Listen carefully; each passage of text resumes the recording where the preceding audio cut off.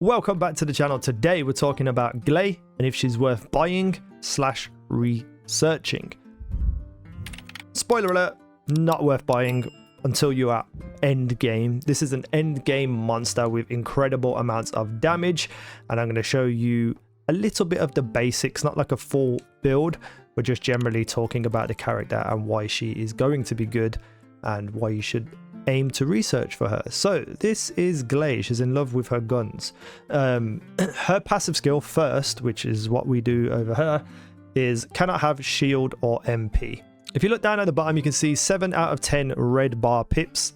Every time you pick up an orb, you will get one of those pips, which will change how your game works. So in a non-frenzied state, it reduces incoming damage. So while you are in non-frenzied state, this passive skill would just reduce your incoming damage. For both non-frenzied and frenzied, defeated enemies have a chance to drop life spheres, which are the orbs we're talking about. You won't see them here in the firing range, but I will show some on screen. Every time you pick up these, you will gain a little bit of health, but it will also affect how your other abilities work. But before we get into it, what is frenzied state? So this is her normal state with black hair, and if I shoot this guy, you can see I do 20,000 damage to the head.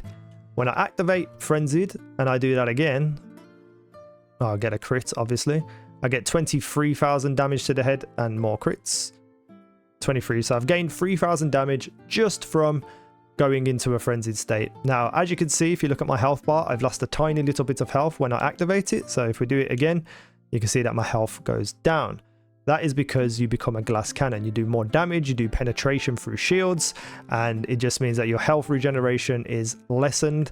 And to get your health back, you need to be collecting those orbs or using life siphon. So with life siphon, basically when you hit this move, it will take 3 of your pips at the bottom, and the more enemies you hit, the more health that will be returned. So if we go over here and just hit this one guy with it, you can see it takes 3 pips, but I don't get all of my health back because that just sucks.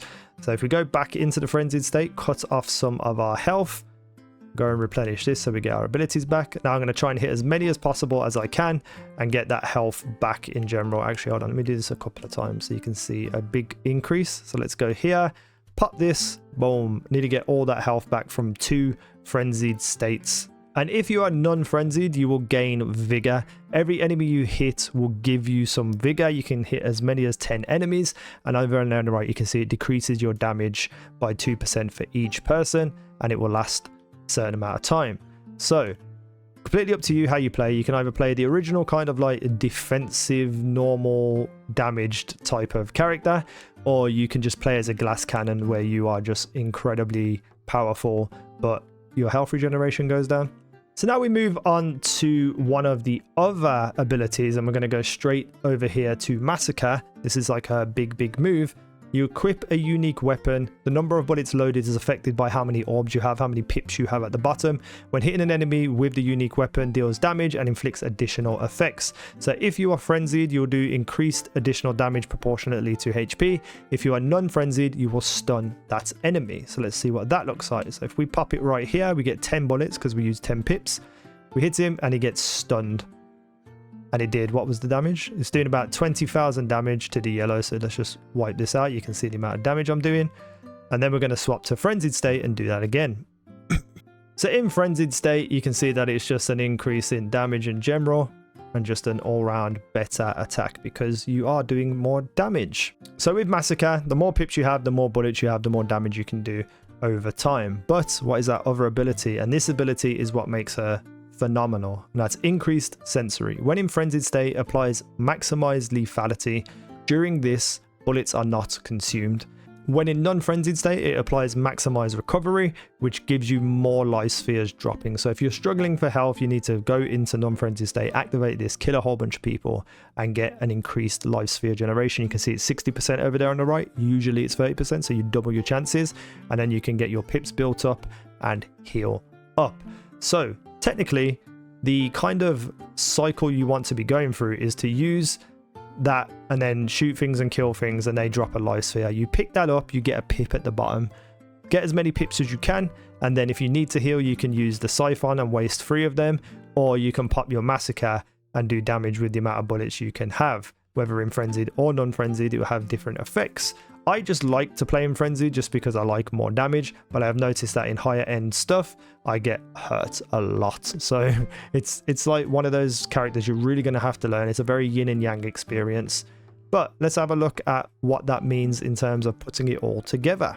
So when I'm in frenzied state, I will pop this, and I will also pop the increased sensory, and then the bullets don't get used, the 10 bullets don't get used. So I'm putting in an incredible amount of damage, and now my bullets are starting to go down. So basically, I'm getting a lot of damage in if I activate all of those skills at once. So my launcher's really low level at the moment because I'm not infusing into an ultimate, and I've deleted all my other ones, but we're going to do it anyway. Increase sensory, and we're just going to fire everything we can out. I missed that bullet completely, and you can see the amount of damage I can do before I need to reload is utterly insane. Now with the ultimate ability, if you aim down sight with this weapon, it sticks things to people, so we're going to try that as well. I haven't actually tried this yet, so we're finding out together. So we pop increase sensory, and then we're just going to stick as many as we can to this one enemy.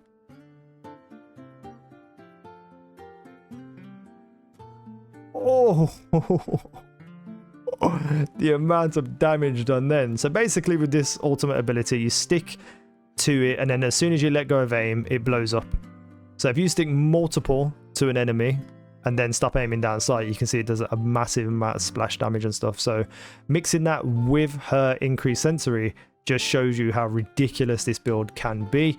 I cannot wait to actually get to endgame and build her out, but I really do think she's not worth buying as you're playing and going up. I think people like Bunny and Valby and Freyna are better, but for endgame, this character is going to be phenomenal if built into her right. So let's just do this again, just for the hell of it.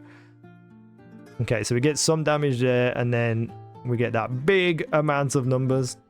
God damn. And yeah, that is the basics of Gley.